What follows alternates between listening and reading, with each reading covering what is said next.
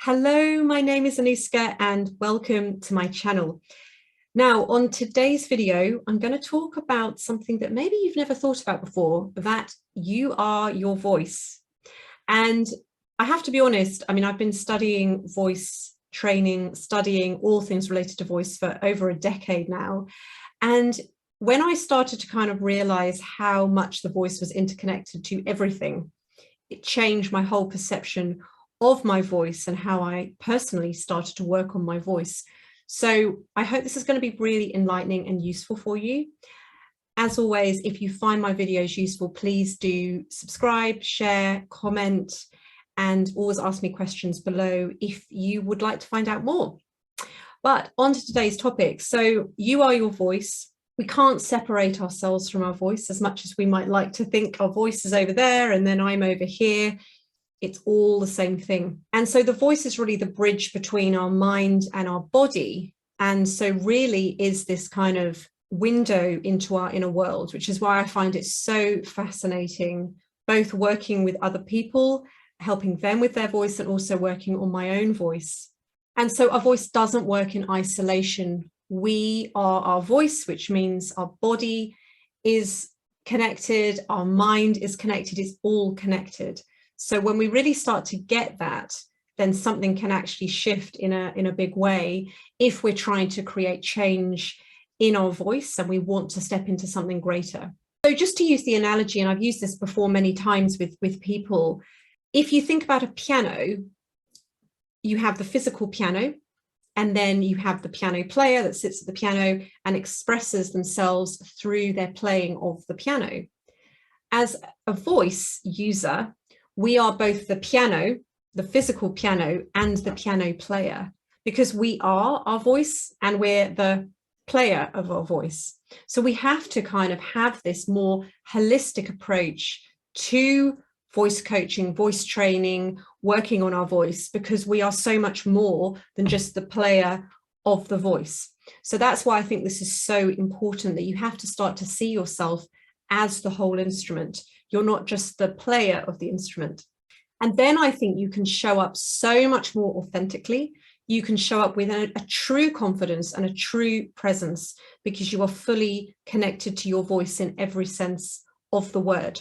So first of all, from a sort of body perspective, and we're going back really to the absolute basics. If we think about what we might perceive to be the instrument that is the voice, it's the larynx. That's where the vocal folds live. That's where the sound waves are produced in the larynx, and then they're modified and amplified in the vocal tract. So the larynx sits in our throat. And so for men, they have an Adam's apple and it protrudes, so you can see it more visibly. For a woman, if you put your fingers on your throat and you swallow, you'll feel the larynx bob up and down. So it basically lives around here. It's an area of our body where we have blood, we have air, we have food, we have neurosignals, we have respiratory fluids passing by. Air and mucus also goes through the larynx. Blood vessels and nerves go through and around the larynx. And if that's not enough, food and drink squeezes between the larynx and the spinal cord. So there's a lot going on in this area. And literally, from a sort of literal physical perspective, this is the bridge between our mind and our body. So that's why I love it. It's kind of literal and kind of metaphorical at the same time. Genetics also play a significant role in our voice, particularly around the size and shape of our instrument. So by that, I mean the whole instrument, obviously our body, but if we're thinking about the larynx, the size and shape of the larynx, the neck, the throat, and the facial structures all contribute to the sound of our voice. And we can see this at the most basic level. The difference often between male and female voices is the male larynx is about 40% larger as a general rule than the female larynx. Also for men, the area that vibrates to actually produce the sound waves is often about 60% longer in men than in women. So this explains often why men will have bigger, deeper voices than women. But more broadly, our whole body contributes directly and indirectly to our voice. I'm just going to give you a few examples here because I could literally spend all day talking about this one topic.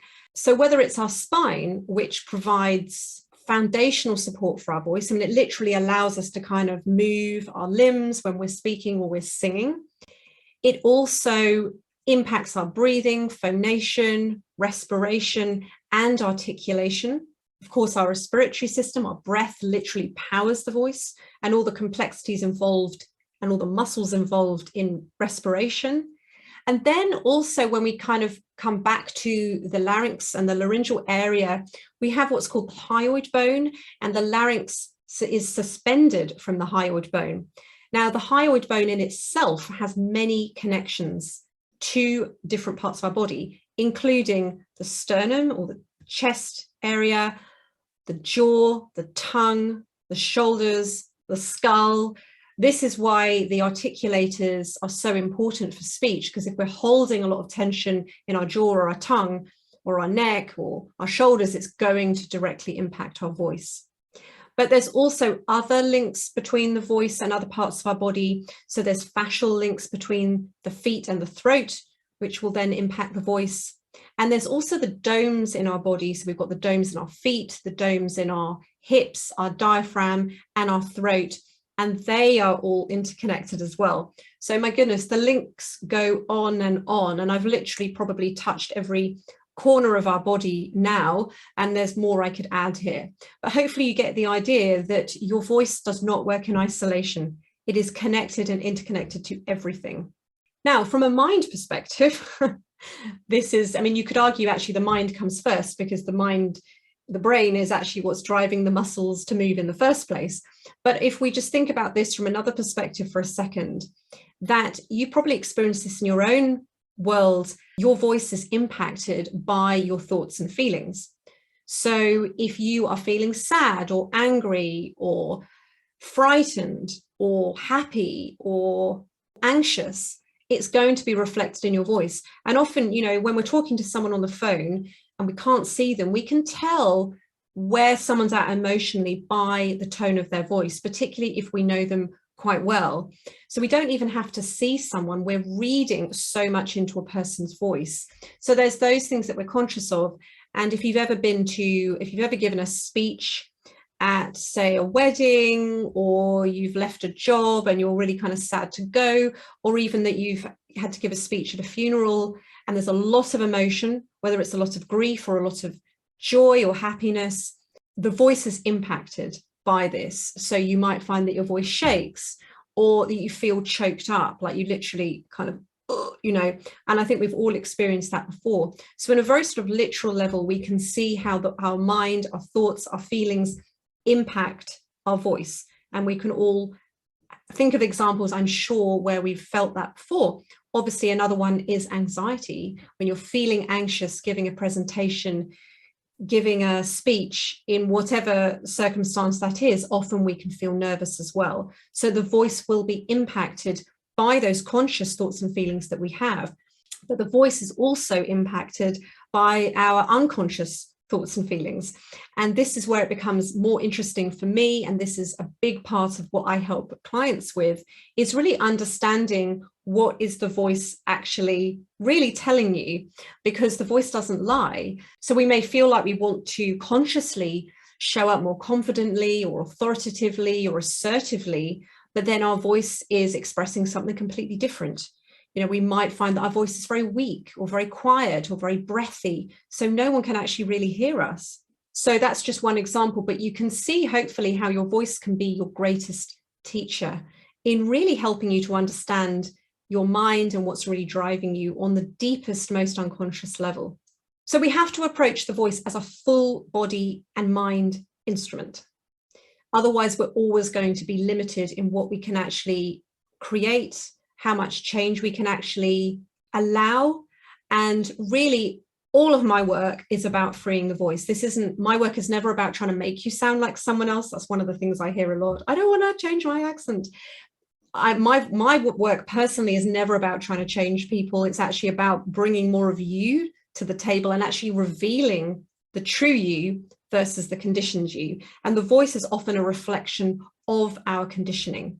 And that's where the unconscious stuff comes in, because often we're not even aware of what we've bought into as children, which is now being reflected in our voice. What can you do? So first of all, really, this is an exercise in awareness. And I say this all the time, and I think people might roll their eyes because they're like, no, I just want a quick tip. I just want to speak with more confidence. But actually, it's got to start from awareness, both in terms of emotionally and your mind, but also in your body. And what are they trying to tell you? So first of all, from a body perspective, start to pay attention to your voice and how your body feels. So for example, do you have a lot of tension in your jaw or your neck or your shoulders or your hips or wherever it is for you? There's no right or wrong. This is just what is. And see if you can bring a little bit of softness to that area. See if you can breathe into that area. See if you can breathe more into that area of tension. So if your jaw feels tight, maybe just see if you can sit there and just bring a few very focused, intentional breaths to your jaw area and start to notice, does that actually free my voice at all? Does this start to kind of open anything in my voice? And so whatever that is for you, for me personally, I've always had a lot of tension in my shoulders and into my neck, which obviously, as already mentioned, can really impact my voice. So I've had to do quite a lot of work myself on releasing some of that unnecessary tension and bringing a bit more softness to those parts of my own body. But also notice your emotions, notice your mind. And this is the hardest thing because our ego mind doesn't want us to go here. So our ego mind is all about distraction. It's all about, no, you don't need to look at this. Let's go and look at this shiny object over here. It's all about avoiding pain and going towards pleasure. And so whenever there's any kind of discomfort in our body or discomfort emotionally, the ego wants to push it away. So we want to go towards what we normally would actually want to run away from. And it's the hardest thing, I'm not going to lie, but actually the only way out is through. So actually you can really find so much more freedom on the other side of that than you could ever imagine. So with your voice, just start to notice in whatever circumstance you're in, whether it's in an office job, whether you're an entrepreneur or a business owner and you're talking to clients or customers, start to notice where you hold your voice back. Where do you stop yourself from expressing yourself? Where do you put that kind of internal break and say, no, I can't say that.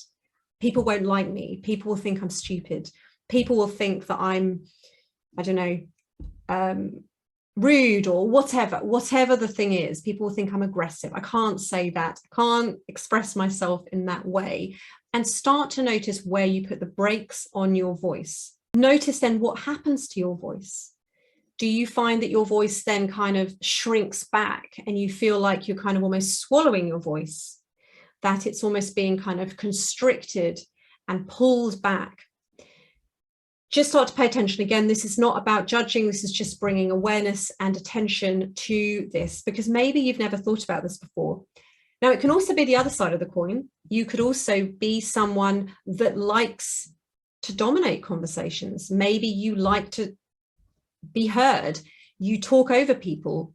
And again, this can be quite uncomfortable for the ego. The ego doesn't like to think about this, but really just start to notice, am I uncomfortable letting someone else speak? Am I uncomfortable just listening and asking questions?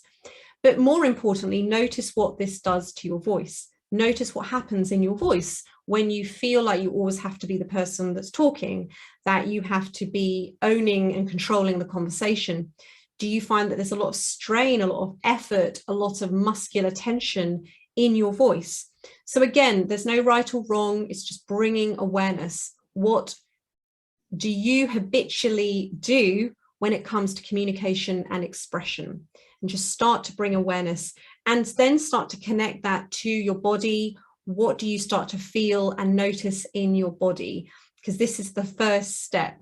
We can't really change anything until we are aware in the first instance. So I hope this has been really useful. I personally find this absolutely fascinating. And as someone that's been studying and learning about the voice for over a decade, I'm still learning about all of this. Even today, all of these connections, I'm like, wow, I had no idea that the voice could be impacted by this, that, and the other. So it's a whole learning process for me too. So I hope this has been really useful. If you found this useful, please do like, share, subscribe. Hit the bell if you want to make sure you don't miss any of my future videos. I release videos every week. And also, please do comment if you have a particular topic you would like me to cover. Also, if you're interested in working with me, you can work privately with me. I do private coaching with clients. I also have an online course. So I will put the links below, but there's plenty of ways that you can learn more about this if this has piqued your interest. So thank you so much, and I will see you on my next video.